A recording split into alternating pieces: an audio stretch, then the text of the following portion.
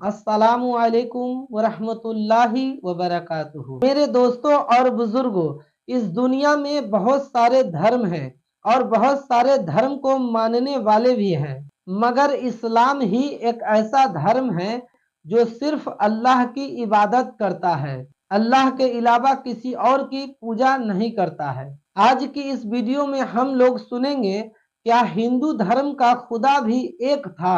اگر ایک خدا تھا تو پھر انیک خدا کیسے ہوا، اور ایک خدا ہونے کی دلیل کیا ہے؟ آئیے ہم لوگ سنتے ہیں مفتی سلمان اجہری صاحب سے قرآن و حدیث کی روشنی میں کہ ساری دنیا کا خدا ایک ہے یا پھر انیک ہے۔ اگر اس چینل پہ آپ نئے ہیں تو اس چینل کو سبسکرائب کریے اور ویڈیو کو لائک کریے اور آگے بھی شیئر کریں۔ میرے عزیزو، توحید کسے کہتے ہیں؟ اب بات آتی ہے، وجود کی بات ہو گئی، اللہ ہے اتنا تو ماننا پڑے گا، اس کے لیے تو بہت ساری دلیلیں بچے بھی پکڑ کر کے بتا دیں گے۔ ایک خاتون، ہم نے بچپن میں پڑھا تھا، ایک بوڑھی عورت چرخہ سل رہی تھی، اس سے جا کر کسی نے پوچھا کہ اللہ ہے کہ نہیں ہے، تو اس نے کہا ہے۔ کیا دلیل ہے؟ کہا یہ میرا چرخہ جو سل رہا ہوں یہی دلیل ہے اللہ کی۔ کہا کہ کیسے؟ کہا یہ چرخہ، اس سے کپڑے سلتی ہوں، جب تک میں چلاتی نہیں یہ سلتا نہیں، مشین سلتی نہیں ہے کپڑے، اسی سے میں نے یہ یقین کر لیا کہ میرا چرخہ میرے چلائے بغیر نہیں چلتا، تو نظام کائنات پورا بغیر چلائے کیسے چلے گا؟ کوئی تو ہے۔ یہ ہو گئی بات وجود کی، کوئی تو ہے۔ اب آتی ہے توحید کی بات، اب آتی ہے توحید کی بات۔ کوئی تو ہے، اب ہمیں یہ بتانا ہے ایک ہی ہے۔ کوئی تو ہے لیکن وہ جو ہے وہ ایک ہی ہے۔ یہاں پر بھی ہمیں اسلام نے جو فلسفہ دیا ہے، قانون دیا، وہ بہت ہی پیارا ہے۔ اس کی وجہ کیا ہے میرے عزیزو؟ چلو اب ہم توحید کی طرف آتے ہیں۔ توحید کہتے ہیں ایک ماننا، ایک ماننا۔ حقیقت میں دیکھا جائے تو دنیا کے اکثر مذاہب میں توحید کا شروع میں درس رہا۔ عیسائیت جو آئی ان میں بھی تھا، بعد میں یہ تثلیث کے قائل ہو گئے ہیں۔ یہودیوں میں بھی اللہ کو ہی مانتے، خدا کو ہی ماننا ہے۔ ہندوؤں میں بھی ایک کا ہونے کا تصور کتابوں میں ان کے موجود ہے۔ یہ اور بات ہے کہ انہوں نے ملا دیا، مسالے لگا دیے، الگ الگ ہو گئے۔ خالص جو اپنے دین پر باقی ہے الحمدللہ وہ اسلام ہے آج بھی۔ اللہ رب العزت ہے اور وہ ایک ہے، ایک ہے۔ اس پر کیا دلیل ہے؟ اس پر بھی دلیلیں دینی ہوں گی مسلمانوں۔ عقلی دلیلیں بھی ہیں، نقلی دلیلیں بھی ہیں۔ نقلی دلیلیں ہمارے لیے، نقلی کا مطلب ہوا کسی جگہ سے ثابت ہے، قرآن سے، حدیث سے یہ ثابت ہے تو یہ نقلی دلیل۔ عقلی جو عقل بھی جس کو تسلیم کرے، عقل جس کو ایکسپٹ کرے، وہ کیا ہے؟ اس بوڑھی عورت کا ہی میں بتا دوں جس نے چرخہ سلا، اور چرخے کو چلانے میں اس نے کہا کہ اللہ ہے، کوئی تو ہے، کیونکہ میری مشین بغیر چلائے نہیں چلتی۔ تو اس سے صاحب نے، جس نے سوال کیا، پوچھا کہ اچھا ہے تو کیا وہ ایک ہے کہ دو ہے؟ کہا نہیں ایک ہی ہے۔ کہا وہ کیسے؟ کہا دو ہو تو دیکھو، تم سامنے بیٹھو، ادھر سے چلاؤ، میں ادھر سے چلاتی ہوں، پھر کپڑے کی کیا درگت بنتی ہے؟ تم اپنی طرف کپڑا کھینچ رہے ہوں گے، میں اپنی طرف کپڑا کھینچ رہی ہوں گی۔ اس سے میں نے یہ یقین کر لیا میرے کپڑے کو سلنے کے لیے میرے چرخے پر ایک ہی کا ہونا ضروری ہے۔ دو بیٹھیں گے تو کپڑا پھر پائجامے کی بجائے کرتا ہو سکتا ہے، کرتے کی بجائے بھی ہو سکتی ہے، کچھ بھی ہو سکتا ہے، کچھ بھی سل جاتا ہے۔ تو دو لوگ ایک مشین کو سلنے جائیں تو نظام درہم برہم ہو سکتا ہے، تو ایک پورے کائنات کا نظام اگر دو لوگ چلانے لگیں تو ایک دن ایک کہے گا نہیں میں آج بارش برساؤں گا، دوسرا کہے گا نہیں میں آج دھوپ ڈالوں گا، تیسرا کہے گا کہ نہیں میں آج چھاؤں ٹھنڈی پیدا کروں گا، تو یہ تو انہی کے درمیان جھگڑا ہوتا رہے گا۔ اسی لیے قرآن نے بھی کہا لَوْ كَانَ فِيهِمَا آلِهَةٌ إِلَّا اللَّهُ لَفَسَدَتَا، اگر ان کائنات میں، زمین و آسمانوں میں خدا کے علاوہ دو ہوتے تو ضرور اس میں فساد ہوتا، ضرور اس میں نظام درہم برہم ہوتا۔ میرے عزیزو، یہاں دیکھ رہے ہیں ہم بہت سارے نظاموں کو، کمیٹی کا مسئلہ ہے، مسجد کا مسئلہ ہے، بہت سارے چیزیں دیکھیں، صدر صاحب کچھ اور کرنا چاہتے ہیں، نائب صدر صاحب کچھ اور کرنا چاہتے ہیں، سیکریٹری کچھ اور کرنا چاہتے ہیں۔ حکومت میں جائیں، پرائم منسٹر کو اور چاہتا ہے، ہوم منسٹر کچھ اور کہتا ہے، اس کی تو بڑی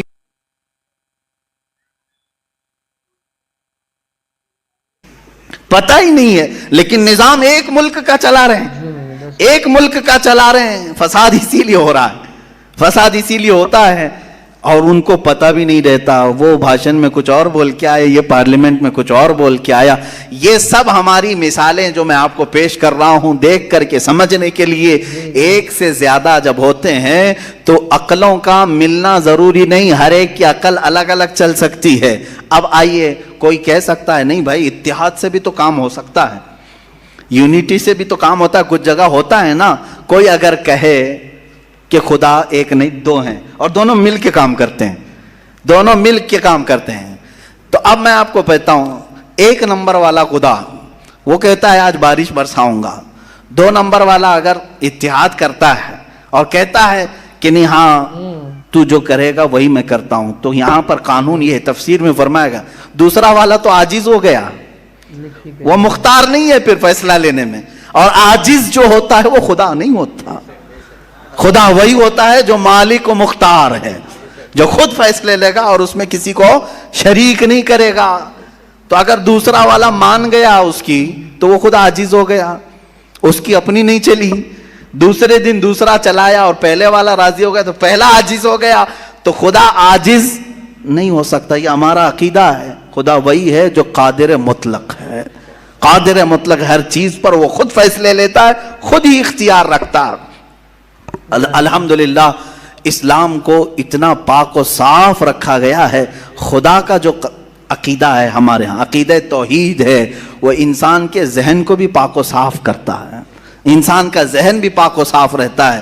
اگر عقیدہ توحید تمہارا ہٹ گیا, میرے عزیزو توجہ چاہتا ہوں, توحید عقیدہ سمجھ گئے, اللہ کو ایک ماننے کا عقیدہ اگر ہٹ گیا تو پھر انسان اتنا ذلیل ہوتا ہے کہ پھر وہ ہر چیز کو خدا ماننے لگ جاتا ہے, چاہے وہ چوہا ہو کہ بلی ہو کہ سانپ ہو کہ مچھر ہو, کسی کے بھی سامنے جھکنے لگ جاتا ہے. توحید کا عقیدہ اگر ذہن سے ہٹ گیا, اللہ کو ایک اور بڑا ماننے کا عقیدہ ہٹ گیا, تو ہم نے ان لوگوں کو بھی دیکھا ہے جو عورتوں کی شرمگاہوں کو بھی عبادت کرتے ہیں, بہت ساری غلاظتوں کو بھی پوجتے ہیں. میرے عزیزو یہ کب آتی یہ چیز؟ جب عقیدہ توحید انسان سے ہٹ جاتا ہے تو وہ بہت ہی نیچے گر جاتا ہے. اللہ تعالیٰ نے ذہنوں کو پاک رکھنے کے لیے یہ ہمیں کتنا بہترین عقیدہ دیا ہے, اور وہ ایک ہے, اور الحمدللہ مسلمان اسے آج بھی ایک ہی مانتے ہیں. کئی چیزیں ہیں, میں یہ علم الہیات پر آج بات کرنا چاہتا تھا.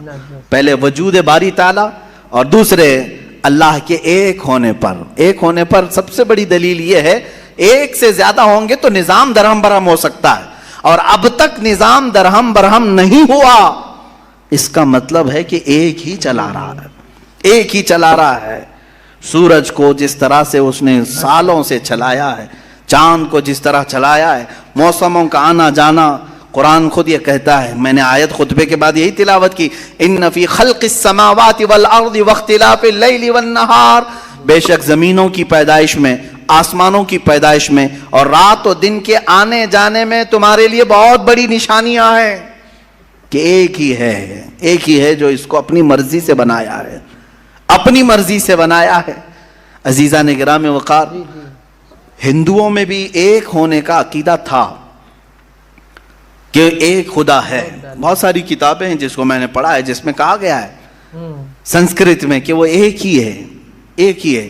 لیکن ہوا یہ کہ بعد میں ان تعلیمات میں مکسنگ کیسے آئی. جیسے ہمارے یہاں فرشتوں کا تصور ہے, جبرائیل ہیں, میکائیل ہیں, اسرافیل ہیں, اسرائیل علیہم السلام, جو ملائکہ ہیں وہ اللہ تبارک و تعالیٰ نے انہیں مختلف کاموں پر لگایا ہے. میکائیل علیہ السلام بارش برساتے ہیں, روزی پہنچانے کے کام میں ہیں. اسرائیل علیہ السلام روح نکالتے ہیں. تو ان ملائکہ کو جس طرح سے ہمارے ہاں تصور دیا گیا, اللہ کے فرشتے, تو ان لوگوں نے ان دوسرے کاموں کو دیکھ کر ہر ایک چیز کا الگ الگ خدا بنا لیا. ہواؤں کا خدا الگ, بارش کا خدا الگ, آگ کا خدا الگ, پانی کا خدا الگ. یہاں پر دھوکہ کھا گئے, وہ خدا نہیں ہے, وہ خدا کے فرشتے. اللہ تبارک و تعالیٰ نے جن کو ان کائنات کے کاموں پر لگایا, ہمارا عقیدہ میں بتا رہا ہوں. عزیزان گرامی, یہاں پر میں یہ باتیں اس لیے عرض کر رہا ہوں کہ سب سے پہلے وجود باری تعالیٰ اللہ ہے, دوسری چیز وہ ایک ہے. اب تیسری چیز آتی ہے جس کے متعلق آج کے بہت سارے دہریے سائنس کے اسٹوڈنٹ وہ کہتے ہیں اگر ہے مان لیا، ایک ہے مان لیا، دکھتا کیوں نہیں ہے؟ یہ بھی سوال ہے۔ ہمارا عقیدہ ہے نراکار ہے، اور وہ آکار مانتے ہیں۔ بعض لوگ ان کے ہاں بھی ہے جو خدا کو نراکار مانتے ہیں کہ وہ نہیں دکھ سکتا۔ میرے عزیزو، یہ جن لوگوں نے ہم سے سوال کیا کہ پھر وہ دکھتا کیوں نہیں، وہ دکھتا کیوں نہیں، اس کے لیے میں جواب یہ بتاؤں گا کہ اگر انسان جس طرح سے آج پیدا کیا گیا، جتنی اس کے اندر کمزوریاں ہیں، انسان کی آنکھوں میں پورا کا پورا سورج نہیں سما پا رہا ہے۔ کڑی دھوپ میں سورج کو کیوں نہیں دیکھتے؟ وہ تو دکھ رہا ہے نا، تو دیکھو 1 گھنٹہ دیدار کرو، درشن کرو سورج کی، کیوں نہیں کرتے؟ نہیں کرتے آپ کے اندر تاب و طاقت نہیں ہے۔ سورج کروڑوں میل دور ہے، اس کو آپ پورے طور پر اپنی آنکھوں میں نہیں لے پا رہے ہیں، تو یہاں سے تم سب کو پتا چلا کہ میری آنکھیں کمزور ہیں، دنیا کی بڑی چیزوں کو میں سما نہیں سکتا۔ تو یہ تو سورج کے بارے میں کہہ رہا ہوں جو رب ذوالجلال کی ہزاروں نہیں کروڑوں تخلیقات میں سے ایک ذرہ ہے، اس ایک ذرے کو ہماری آنکھیں نہیں سما پاتی، تو پورے کائنات کے خدا کو، رب ذوالجلال کی تجلیات کو کیسے سما پائیں گے؟ آنکھوں میں کیسے اسے سما سکتے؟ اسی لیے اللہ نے قرآن میں فرمایا لا یدرکہ الابصار، اس کو کوئی آنکھ گھیر نہیں سکتی۔ وہ کیوں؟ سوال بھی تو ہے کہ اگر گھیر لے آنکھیں، ہو کیا جاتا اگر اللہ کو دیکھ لیتے؟ تو اس کے متعلق فلسفی طور پر بھی اور اسلامی طور پر بھی میں بتاؤں، میرے عزیزو، عقیدہ ہمارا یہ ہے کہ اللہ، اس کا کوئی سائز نہیں، اس کا کوئی سائز نہیں، اتنا چوڑا، اتنا اونچا، اتنا لمبا، اتنا چھوٹا، یہ چیز ہے نہیں، ہم اس کو مان نہیں سکتے۔ تو جب آنکھوں میں تمہارے کوئی چیز آئے گی تو وہ سائز والی ہی آئے گی، کچھ تو سائز ہوگا اس کا، چاہے وہ 100 کلومیٹر والا ہو، اگر آنکھوں میں آ گئی تو سائز بن گیا، اور جس چیز کا سائز بن گیا وہ خدا ہو نہیں سکتا۔ ہمارے ہاں یہ عقیدہ ہے کہ اللہ تبارک و تعالی جسم و جسمانیت سے پاک ہے، مکان و مکانیت سے پاک ہے، اس کی یہ تمام چیزیں ایسی نہیں جس طرح انسان کی آنکھ، ہاتھ، پیر، منہ، پیٹ، یہ تمام چیزوں سے وہ پاک ہے، وہ جیسا ہے وہ اللہ بہتر جانے۔